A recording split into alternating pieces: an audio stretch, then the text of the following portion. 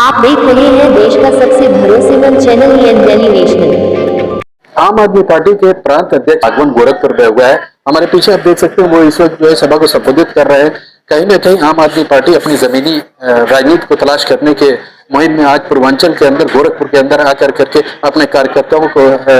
संबोधन कर रही है, कार्यकर्ता से 1-to-1 इंटरेक्शन कर रही है। आने वाली जो चुनाव है 2027 का और पंचायत का जो चुनाव है, जिसको लेकर के ये तैयारी मानी जा रही है, इसकी तैयारी को लेकर के कमर कस चुके हैं आम आदमी पार्टी के। आप देख सकते हैं कि पीछे यहाँ पर कार्यकर्ता और आम आदमी पार्टी के पदाधिकारी लोग डैश पर मौजूद है और वो यहाँ पर संबोधन कर रहे हैं।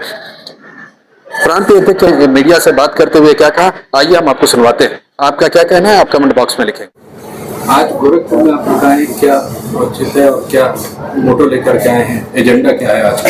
देखिए, आम आदमी पार्टी उत्तर प्रदेश में इस समय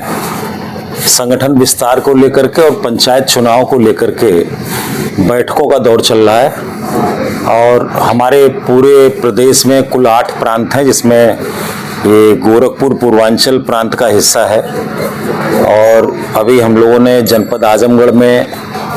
ये बैठक कराई है, फिर उसके बाद जनपद बलिया में हुई है, फिर उसके बाद मऊ में हुई है और आज की तारीख गोरखपुर के लिए तय थी। तो हम अपने साथियों से संगठन विस्तार पर और आगामी पंचायत चुनाव की तैयारियों को लेकर के और जो देश के मौजूदा हालात हैं, इन हालात में जो पार्टी की भूमिका है, उस पर बातचीत करने के लिए आज गोरखपुर में आए हुए हैं। गोरखपुर में जो आपकी जमीनी पार्टी है वो कहीं नजर नहीं आती है। एक वक्त था कि बहुत अच्छे तरीके से एजुकेशन होता था, मुद्दों पर आगे आती थी, लेकिन अभी कुछ दिनों की बात है तब से वो दिखती नहीं है। आखिर वजह क्या है? गोरखपुर वो शहर है जहाँ से मुख्यमंत्री आते हैं, जहाँ पे मंदिर है,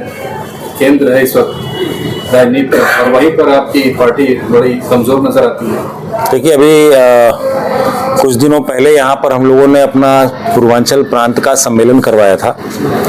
और उस सम्मेलन में बहुत भारी संख्या में हमारे कार्यकर्ता यहाँ पर आए थे और हमारे उत्तर प्रदेश के प्रभारी राज्यसभा सांसद आदरणीय संजय सिंह जी भी उस सम्मेलन के यहाँ मुख्य अतिथि रहे। तो ये कहना कि पार्टी कहीं दिखती नहीं है, ये ठीक है, आपका नजरिया है, लेकिन संघर्ष बड़े लीडर आते हैं तो शायद आप आ जाएंगे तो ये संख्या दिख रही है। अगर एजिटेशन होता है तो 10 से 12 मैं फुटेज आपको दे दूंगा। मैं बिल्कुल इस पर आज संगठन की जो बैठक हुई है, मैंने कहा कि आज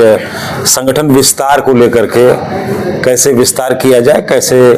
लोगों की समस्याओं को लेकर के सड़क पर संघर्ष किया जाए, इन्हीं मुद्दों पर अपने साथियों से बात करने के लिए और अपने जिले की कमेटी से बात करने के लिए मैं आया हूं। अगर यही स्थिति है तो फिर आप पंचायती चुनाव कैसे लड़ेंगे 2027 में, कैसे आ पाएंगे? नहीं, देखिए, राजनीति में कोई स्थिति एक सी नहीं रहती है, हमेशा 365 दिन ये अप डाउन लगा रहता है। ये ऐसी फील्ड है कि इसमें आप ये चाहेंगे कि डे फर्स्ट को जो हमारी सूरत है वो डे लास्ट में भी रहेगी, तो ये संभव नहीं होता है। और जो परिस्थितियां हैं पूरे देश की, जिस तरह का माहौल पूरे देश में, लोगों को, आम जनता को जिस तरह से डराया जा रहा है, धमकाया जा रहा है, उनके खिलाफ फर्जी मुकदमे लिखवाए जा रहे हैं, उनको बोलने से मना किया जा रहा है, लिखने से मना किया जा रहा है, शेयर करने से भी मना किया जा रहा है सोशल मीडिया पे। तो आप ये भी देखिए ना, पूरी एक अराजकता का माहौल राजनीति में चल रहा है। तो इससे प्रभावित सिर्फ मेरी पार्टी है ऐसा कहना मैं समझता हूँ कि ठीक नहीं होगा। आप इसका असर कहीं ना कहीं समाज में जो भी राजनीतिक दल हैं सब पर पड़ा है और इस तरह का जो सूरत थी भारतीय राजनीति की, यहाँ के लोगों ने पहले कभी देखा नहीं था। ये पहली बार ऐसा हो रहा है कि 2014 के बाद से, जब से ये सांप्रदायिक ताकतों वाले लोग सत्ता में पहुंचे हैं, तब से राजनीति में विरोध की जो एक परंपरा थी, उस परंपरा पर कुठाराघात करने का काम भारतीय जनता पार्टी के लोग करते हैं और ये नहीं चाहते कि संवैधानिक तरीके से, लोकतांत्रिक तरीके से इनके गलत नीतियों का विरोध हो। और अगर विरोध होगा तो ये उसे दबाने की, उसे कुचलने की, आपने देखा अभी कितने राजनीतिक दल के लोगों के खिलाफ फर्जी मुकदमे लगा करके उनको जेलों में डाला गया, उनके खिलाफ दुनिया भर की गलत आरोप लगाए गए। मेरी पार्टी के खुद के जो हमारे सबसे बड़े लीडर हैं अरविंद केजरीवाल जी, उनके साथ जो बड़े लीडर संजय सिंह जी हैं और मनीष सिसोदिया जी, आपने देखा अभी कोर्ट का फैसला आया हुआ है किस तरह से शराब घोटाला करके और पूरी हमारी सूरत बिगाड़ने का काम, जो हमारी ईमानदारी थी उसे नस्तनाबूद करके हमारे खिलाफ मुकदमे लगा करके उन्हें जेलों में डालने का काम भारतीय जनता पार्टी ने करके सत्ता हथियाई। आम आदमी पार्टी को निष्पक्ष और निडर कहा जाता है, आप कह रहे हैं कि डर और भय का माहौल बना हुआ है पूरे क्या जो आपके टॉप लीडर्स हैं जिनके ऊपर मुकदमा किया गया उस वजह से आप लोग बैकफुट पे आ गए? नहीं, मैंने इस बात को इसलिए कहा कि आपने कहा कि पार्टियां दिखती नहीं है, तो मैं पूरे समाज की बात कर रहा हूँ ना, जमीनी हकीकत है। पूरे समाज की बात मैं कर रहा हूँ ना कि समाज में देखिए महंगाई चरम सीमा पे बढ़ रही है। जो विरोध 2014 के पहले था महंगाई का, क्या वो सूरत आपको दिखाई पड़ रही है?